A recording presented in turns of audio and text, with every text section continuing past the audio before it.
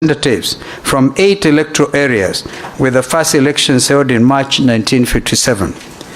The Lennox-Boyd Constitution, which increased African seats by 6 and provided for 12 specially elected members to be chosen by LegCo, was closely followed by the 1960 Lancaster House Constitutional Conference, which increased LegCo seats to 65, set aside 33 for Africans. Does this ring a bell, ladies and gentlemen? We're still wrestling with the Supreme Court advisory on ability to bring into operationalize the 2/3 gender rule. Lancaster II, held in 1962, was a more ambitious dialogue that resulted in establishment of a bicameral legislature comprising a lower house, House of Representatives, and an upper house, the Senate, with members elected by universal adult suffrage, as well as 7 regional assemblies, known then as Majimbo, to ensure maximum decentralization of government powers. During the third and final Lancaster House Constitutional Review Conference in February '63, an agreement for Kenya's independence was reached and came into effect on June 1st, 1963, a day we celebrate today as our Madaraka, or Self-Determination Day. 6 months later, the Union Jack was lowered for the last time on Kenyan soil at midnight on December 12, 1963, at Uhuru Gardens, Nairobi, to great jubilation, and then the colors of our national flag unveiled. The dream of a free and independent nation was realized after 58 years of agonizingly acrimonious, ego-bruising, and time-consuming national dialogue between European settlers, Africans, Asians, Arabs, and the British government. From the scramble for Africa, which ironically took place in your wonderful country again, Berlin, a conference of 1895, the young protectorate evolved into a colony, and finally an independent republic led by Africans. It is critical for this distinguished gathering to reflect on our history, even as the younger ones, the youth budge. 70% of you in this room are aged below 40, in fact 35. So we do these things in order to pass it over to you, so you know where we have come from. As a renowned Spanish-American philosopher, George Santayana, wrote in his book, The Life of Reason, The Life of Reason, as part of a series, Great Ideas of Western Man, Western Man, in 1905.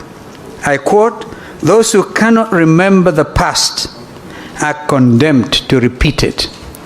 We should never repeat colonialism in our country. And Mr. Julius Malema is in town. He speaks with such passion about these things. Kenya's foundation has generally remained stable. But over time, political developments, including 24 amendments to the Independence Constitution, seriously undermined both our socio-economic and democratic processes. This included the dissolution of 7 Majimbos and the unification of the 2 houses to form a unicameral legislature in 1966, with a lot of serious political ramifications. A proclamation of a de jure one-party state by the National Assembly in June 1982 crowned it all. Autocratic rule, ethnic favoritism, and ethnic violence, particularly in the provinces of Nairobi, Coast, and the Rift Valley, and pervasive, indeed, systematic corruption. With the repeal of Section 2A of our country's constitution in 1991, Kenya entered a new phase of dialogue that culminated in the return to multipartyism in 1992. At that conference, actually, I was the master of ceremony when we were decided to repeal. Mzee Moi said he was amazing. He was such a mobilizer. He got all of us to say, we don't want any amendment, anything. And then he himself stood up and said, we must accept it.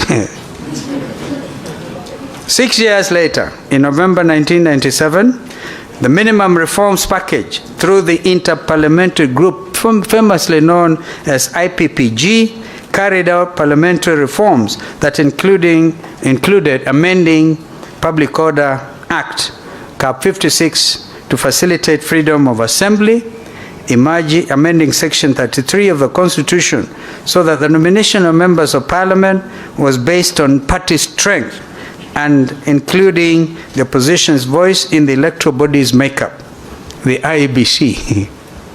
This had hitherto been the president's exclusive prerogative. The historic victory of the National Rainbow Coalition, and my brother and I were key in this in the general election of December 2002, as well as equally significant concession of defeat by the presidential candidate of the ruling party, then our brother Uhuru Muigai Kenyatta, were, in my opinion, promissory products of the IPPG dialogue. I find it noteworthy that Kenyans were voted at the time the world's most optimistic people before and during the election. This was in accordance with the Gallup International Annual End-of-Year Survey, which involved interviews with over 67,500 people in 65 countries between November and December of 2002. However, the sentimental optimism was fleeting as several agreements in our famous MOU between the coalition members, all right, and we were signing.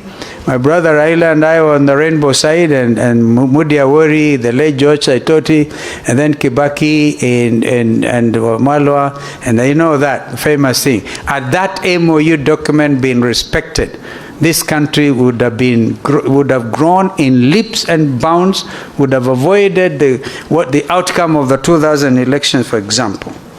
Was following a High Court ruling, the recommendations made the Constitution of Kenya Review Commission, the CKRC, during the Bomas Constitutional Conference process, which favored a parliamentary system, were discarded. As a result, the public and a section of government officials became dissatisfied with the Mwai Kibaki administration. In a referendum held on November 21, 2005, Kenyans in 7 out of the 8 provinces overwhelmingly rejected the government-sponsored proposed new constitution. We then used to refer to it as the Kilifi draft, and we used to blame Attorney General Emeritus Amos Wako for that product. My brother Raila and I again were in the forefront in opposing it, and then the birth of the Orange Movement. Susan, you remember, that's how you came in now, when the country was divided between bananas and oranges. Over 1,200 Kenyans lost their lives in less than a month following the announcement of the results of 2007 presidential election, where my brother and Kibaki were tough contenders. I was among them. I used to say nitapita katikati yao. Remember? I looked at these two giants, and I looked at myself and said, this David fellow, yeah, Kibaki huyu, Raila huyu, nitapita hapo katikati.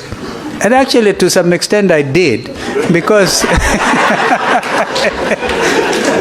because that is how I was able to hold the two of them again. I became the nexus. I became the gum when the country was falling apart. It is particularly noteworthy that my party then, the Orange Democratic Movement Kenya, I used to say, in between me and Raila, we didn't even know how to divide the oranges. Because he kept a whole orange, and I kept an orange and a half. So,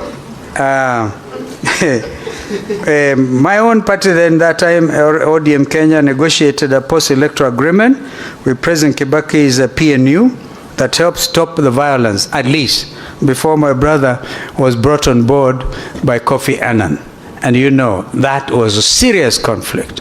That is what gave rise to Kenyan leaders going to The Hague. And you know them. And sometimes blame the wrong people. I've heard some of them blame Raila. And it's not right at all. I undertook an impossible task of trying to convince the United Nations Security Council to allow us to have Kenyan leaders tried here. And then Kenyans overwhelmingly through local radio stations used to say, don't be vague, go to the Hague. So, under the auspices of Kenya National Dialogue and Reconciliation Committee, Dr. Kofi Annan, the late brother and a real Pan-Africanist, the chairman of the panel of eminent African personalities, was tasked by the international community and of course the African leadership to help to resolve that political crisis. And on February 1st, 2008, he brought the late Mwai Kibaki and our brother Raila Odinga to the negotiating table, and where the 4 agenda items were agreed upon, namely, Agenda 1, immediate action to stop the violence and restore fundamental rights and liberties. Agenda item number 2, immediate measures to address the humanitarian crisis and promote healing and reconciliation. Agenda item number 3, how to overcome the political crisis. And agenda item number 4, addressing the long-term issues, including undertaking constitutional, legal, and institutional reforms, land reform, tackling poverty and inequality, as well as combating regional development imbalances, tackling unemployment, particularly among the youth, consolidating national cohesion and unity, and addressing transparency, accountability, and impunity. That was a major agenda, and it was to a large extent achieved, except for agenda item number 4. And I must move faster. Agendas 1, 2, and 3 were faithfully carried out. And on February 28, 2008, President Kibaki and Right Honorable Odinga signed the agreement on the principles of partnership of the coalition government. In part, the preamble affirmed, I quote, there must be real power sharing to move the country forward and begin the healing and the reconciliation process. With this agreement, we are stepping forward together as political leaders to overcome the current crisis and set the country on a new path. This agreement is designed to create an environment conducive to such a partnership and to build mutual trust and confidence. We have agreed to enact the National Accord and Reconciliation Act, end of the quote, signed by the 2 leaders.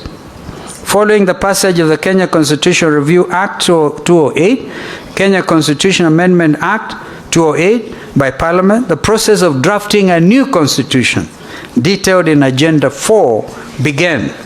2 years later, and through a people-driven national dialogue, the Constitution of Kenya 2010 was finally promulgated to widespread acclaim at home, regionally, and internationally.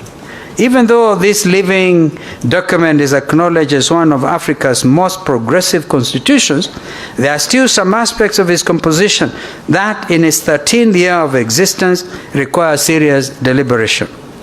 We in the Azimio la Umoja One Kenya coalition hold the view that we cannot transform our beloved nation if we do not fundamentally address those Agenda 4 issues of 2008 and those concerns that we have outlined in the National Dialogue Committee, which have christened NADCO, and which I'm happily, as fate would have it, a co-chair.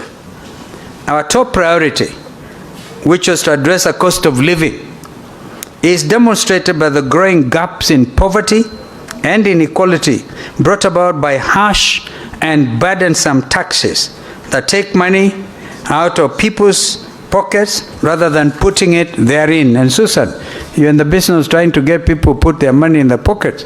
You haven't quite succeeded. Because this is where the issue is. Kenyans are crying, heavy burden of taxation. I have never seen a nation anywhere in the world which can develop on the basis of overtaxing its citizens, particularly during such economic reality. And if anybody has one example in the world, we talked of the Marshall Plan and others, where you overtax your citizen in order to get out of depression, I will be happily able to listen to you. Despite the conflicting explanations. The primary causes of economic slow growth, indeed depression, are not solely attributable to global events, but rather economic mismanagement and endemic corruption. The last three presidential election results are strongly disputed, indicating that we have not addressed transparency, accountability, and impunity, particularly regarding our electoral management process. That is why we in Azimio la Umoja One Kenya Alliance Coalition insisted upon not only audit of 2022 general election, but a reconstitution of the Independent Electoral Boundaries Commission. We too in this NADCO process spoke to the deepening of our political gains by ensuring there will be fidelity to the Constitution as regards interference with political parties.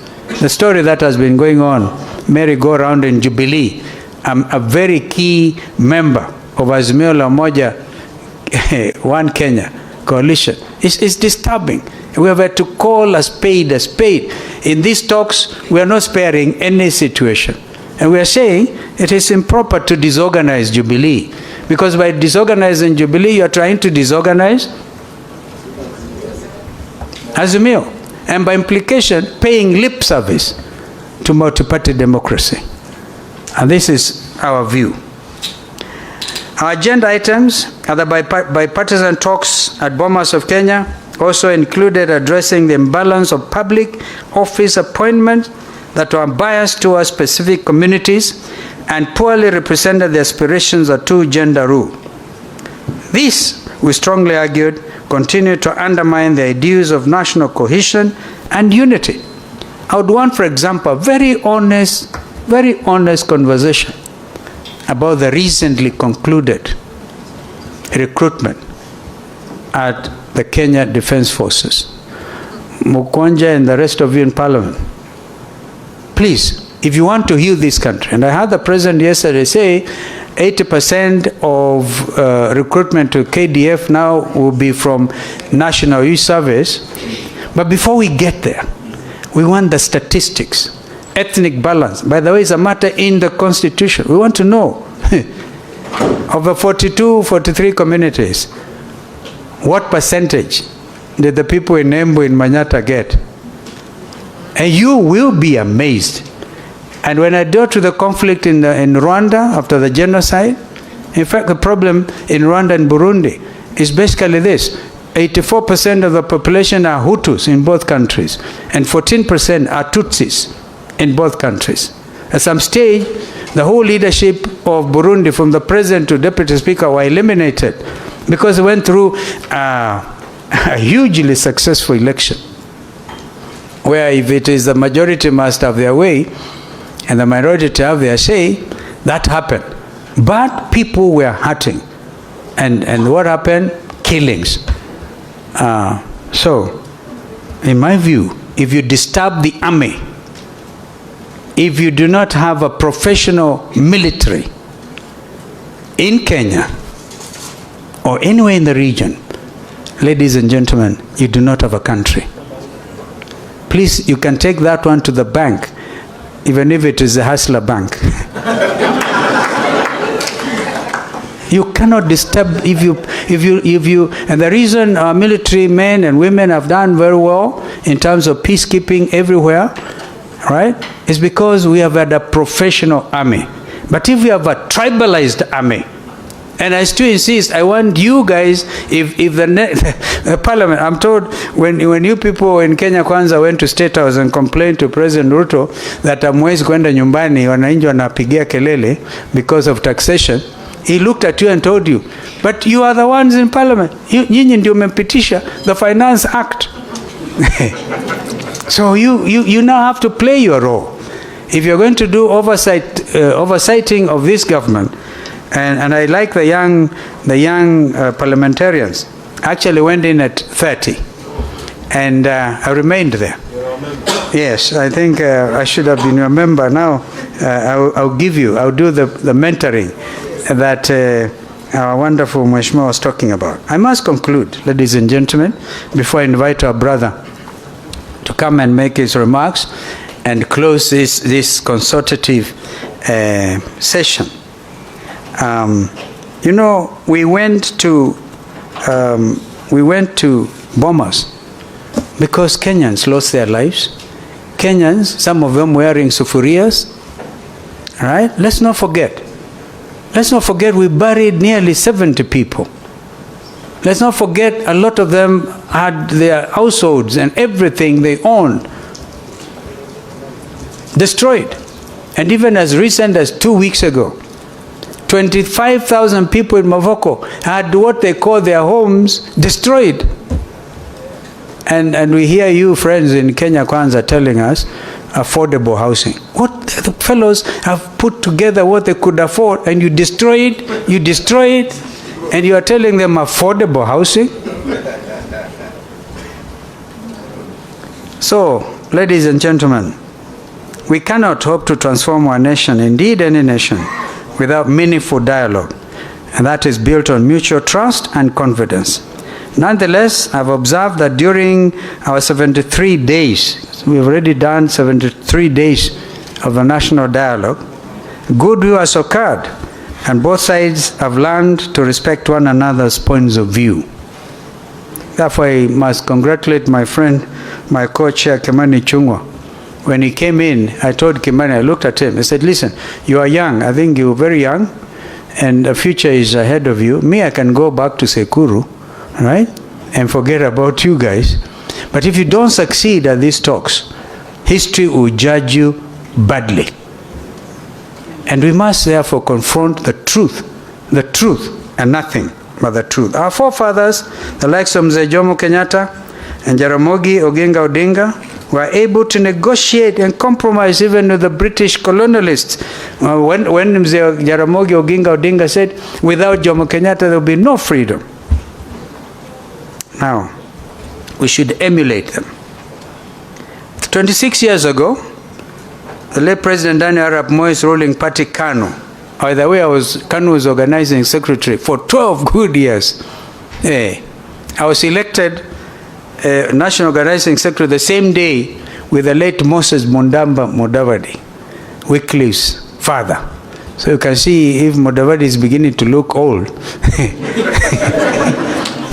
I started it with his late father. That is the beauty. When you are young, you see it all. And I therefore can pass this information, this wisdom, sometimes lack of it, depending on how you look at it, to the younger leaders.